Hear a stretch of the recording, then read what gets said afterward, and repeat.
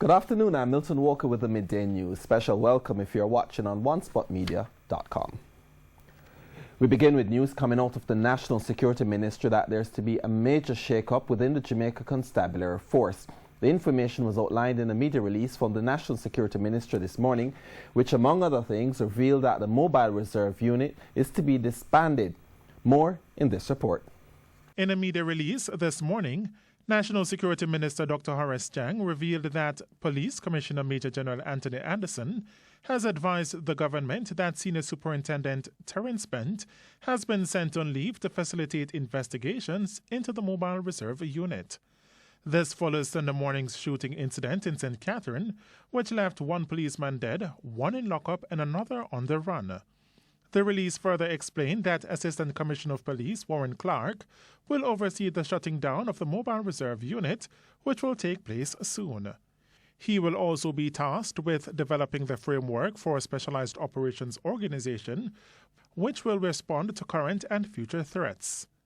Noting that crime is the greatest threat to Jamaica's development, the Security Minister says the government has committed budgetary and legislative support for the expected changes within the force. Of course, the incident in St. Catherine would ask us to get some of that changes into the public space, quickly, because the public need to know we are looking to deal with certain aspects of the challenges in the police force. There are many people concerned about what happened. And it's also another situation where you express sympathy and wishes of a responsibility as the minister, and the government has a responsibility to inform the people of Jamaica that we are taking steps to change the reality of today, create an efficient, professional, and competent and capable police force that is having the capacity to deal with a lot of the dangerous crimes. O'Shane Masters, TVJ News. Meanwhile, Indicom Commissioner Terrence has weighed in on the plans to disband the Mobile Reserve. He was speaking this morning on RGR's hotline interface with Emily Shields.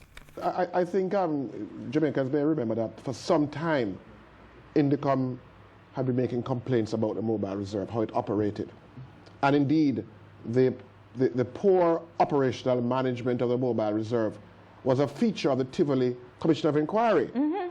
And following that, we made at Indicom a recommendation that the Mobile Reserve, the gazetted officers, be removed and be replaced by JDF officers to bring appropriate leadership. We said in 2016, we said about the Mobile Reserve.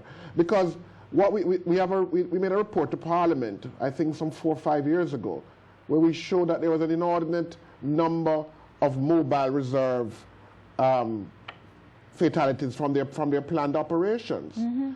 And that once you had a military unit involved in the operation, the fatalities went towards zero. So once they're there, mm-hmm. fatalities at the military, they went towards zero. Mm-hmm. So we're saying that there's some, but I don't want to focus alone on the Mobile Reserve, because it's a bigger question as to how the JCF uses force. Mm-hmm.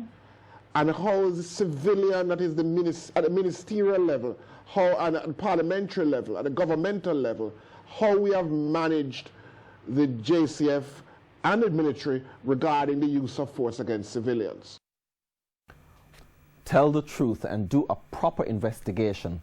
That's the response from Kurt Fraser, the policeman who reportedly left the scene of the controversial police shooting Saturday night in Spanish Town, St. Catherine. In an exclusive interview with TVJ's Kirk Wright, he said much of what's been said is not true. Fraser, who is now in hiding, says he intends to turn himself over to the police, but says he fears the outcome because of what he calls the negative news that's been circulating in the media since the shootings Saturday night.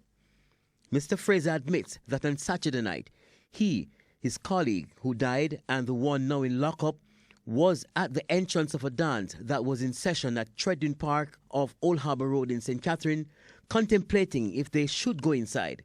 He says they saw policemen at the venue who appeared to be working. Mr. Fraser says while he and his colleagues were outside the venue, he heard 2 loud explosions and saw men running and entering a Tida motor car with guns in hand. Mr. Fraser says he and his team went into their car and chased the men. During the chase, he said, On approaching the intersection of Featherbed Lane and Old Harbour Road, they realized that they were also being chased. Mr. Fraser says he was sitting in the front passenger seat. I was looking all around, see me. When I looked behind, I saw this white Honda Civic. It was one of these new Honda Civic. And to my recollection, this Honda Civic was also at the venue. Yeah, at the venue. So I saw it come, why this car come to my attention so far. It did the same thing that we did. It come at the intersection and come on the right-hand side of the road. And cross the road as fast as us. And by that vehicle cross the road, that vehicle came up. I was watching why this vehicle was traveling so fast behind. I just hear a lot of loud explosion and feel a lot of splinter flying all over in my back and face. And actually feel the vehicle was getting hit from, and from my experience, it was gunshot. Mr. Fraser says the persons in his car were returning fire, but that it did little to ward off those in the car chasing them. He says their vehicle eventually crashed and he lost consciousness for a while. When I was regaining consciousness, I was looking around. I saw a black car. I think it was one of those Ford cars. I came up there and I saw this man come out where I recognize he was a police officer. Why I knew he was a police officer, he had on a leg holster. And I don't remember we had yelled up each other at the dance, at the front of the dance, because they were at the front of the dance. Yeah, I recognize him come out of that vehicle with some other men. And that vehicle that we intercept, that we collide in, I saw when he go over there and fire shot in that vehicle. In that, I think it was a grey AD wagon. Yeah. And I heard when a man was saying, "Is my son, you're killing my son. Is my son that my son don't do anything," something to that effect. And then that man now left from over there and come over to where my vehicle was and shot Corporal Williams in I think it's the head or face. Constable Fraser says shortly after, a crowd gathered and that he was able to recognize a police vehicle nearby and called out for help. So I pulled the door and come out because I saw a police jeep come there, and I pull it and just pull the police jeep and say, "May I beg you to take me to the hospital, because they want to kill me, And when I look, I realized that I saw a policeman was in the vehicle he was like confused too. But I was saying, this police is the same police them. I was wondering if the same police want to kill me. So when the vehicle drive off, I think it drive off to the Hilltown direction. I pull the door and roll out of the vehicle. And so while it was driving or it just stopped? No, it was driving, but I think it slowed down at a bad spot at the road. Constable Fraser says he's worried about the negativity in the news about the incident and the implication for himself, his family, and his colleagues. I can't even, I am worried now about if my family, just, if my family now, I am really worried because these men, I heard, these men are gangsters. I'm learning now that the men that chase our vehicle are gangsters. Oh, I'm worried now. I am the breadwinner, or I'm the person, I'm the strong man for my family. Kirk Wright, TVJ News. And we're getting word that residents of Chedwin Park in St. Catherine are now protesting Sunday's killing of Sheldon Bailey. A man who was allegedly shot by the police at an event in the community. Residents are burning old tires and using other debris to block a section of the St. John's Road in Spanish Town. Members of the security forces are now on the scene trying to restore calm. You see the roadblocks in the way they are mounted by the residents protesting that killing. And we're going to have much more on this developing story in primetime news on the disbanding of Mobile Reserve, the sending on leave of ACP Bent, as well as the Interview from Kurt Fraser. As operations in the Westmoreland state of emergency intensify, business operators are expected to lose revenue with the newly imposed closing times for business places. But interim president of the Westmoreland Chamber of Commerce, Moses Chaibar, believes it's a price that must be paid to reduce crime in the parish. TVJ's Anthony Logg, who is in Westmoreland, has that story. In the daytime, business as usual.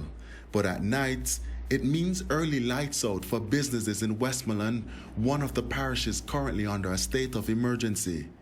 According to the advisory sent out on Wednesday, supermarkets, grocery shops, and other places offering goods for sale should close at 8 p.m. Pharmacies, places operating under a tavern license, public places except a tourism enterprise at 10 p.m., petroleum stations at 11 p.m., while clubs and fast food restaurants should all be closed at midnight. On the first night, the police were in sight and could easily be noticed. Residents hurried to make final purchases in an effort to beat the new closing times. But how are business operators responding? We put that question to the interim president of the Westmoreland Chamber of Commerce, Moses Chaibar. We needed something. We needed some solutions. And the government and all the stakeholders perhaps believe that the state of emergency will bring some results. And we're waiting and hopeful and optimistic that some good results will come from this initiative. Business operators will be expected to abide by the advisory under the state of emergency, or they could face prosecution. In previous states of emergency, complaints of loss of revenue, and by all indications, Westmoreland will be no different. There have always been complaints, and without a doubt, the adjustments in hours will mean loss in revenue to some extent. But as it stands now, in Westmoreland in particular, there were businesses in Savlamar that were closing their doors earlier than usual. And that was due to fear because of the situation with crime and violence. Now, there's a price to pay for everything, and there's a sacrifice that is required for any positive change. And I do believe that if we lose some revenue, because I will lose some too, then we have to look at the other side. Will it benefit us in the long run? The state of emergency will last for 14 days and could possibly be extended as the authorities try to restore law and order in the parish. That aside, Mr. Chaibar made this assertion. The state of emergency that has been declared is one thing, and it will, I believe, result in some positive, reduction in crime. But we know the police and soldiers cannot stay here forever. Now, I do believe that other type of interventions are necessary. For one, social interventions. Anthony Logg, TVJ News. Following complaints about the poor state of the detention centre at the Freeport Police Station during the last state of emergency in St. James, a number of upgrades have since taken place. Deputy Superintendent Angela McIntosh-Gale highlighted the improvements to the Independent Commission of Investigations Indicom during a tour of the facility yesterday. She added that the data collection process has also been improved this time around, and special attention has been paid to feeding those in custody. Let's say they come in at 5 o'clock after supper has been served. We don't want to have them inside here because, of course, quite naturally, some of them would not have anything to eat as yet.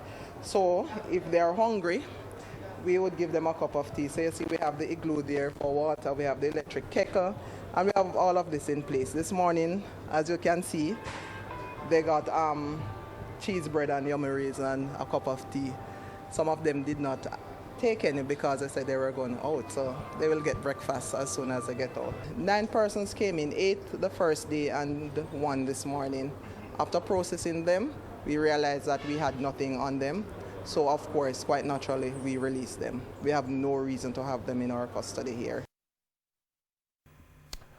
Junior Youth Minister Orlando Terrelong is urging Jamaicans to better protect the rights of children in the wake of the recent killing of 11-year-old Trisha Morris. Trisha's body was found on Tuesday after she went missing on Saturday. Mr. Terrelong says Trisha's death is a stain on the moral fabric of the country and should be strongly condemned by all well-thinking Jamaicans. He says the discovery of her body and allegations of the brutality of her death should cause the nation to shudder at the violence and criminality which have become too common in our country. To St. Mary now, where parents and students protested at the Notre Bay High School yesterday about two unrelated incidents involving the vice principal and two security guards. The vice principal, who had resigned, was attempting to return to the campus, while two security guards who were suspended were trying to get their jobs back. According to reports, the vice principal, Clyde Gutsmore, had resigned, but the parents convinced him to stay. He agreed and sought to withdraw his resignation. The school proposed a meeting to vote on his return, but he refused. Parents and students expressed frustration at the matter and urged the principal to rehire Mr. Gutsmore. Anything happen over at Notre Bay High School, Mr. Gutsmore is always present. Not saying Miss Phipps is not presenting, but when, how and where. When she present or when police come, that's not good for his school. So all me say right now, she must not fight out Mr. Gutsmore because of him did the right through. The principal to come out of the school. She not work in school. She fight out everybody. So Mr. Gutsmore to come back. Because everything will happen over there him. And he can talk to. And anything, everybody can go to him and talk to him. No activity over school, no sports there, not lucky one there.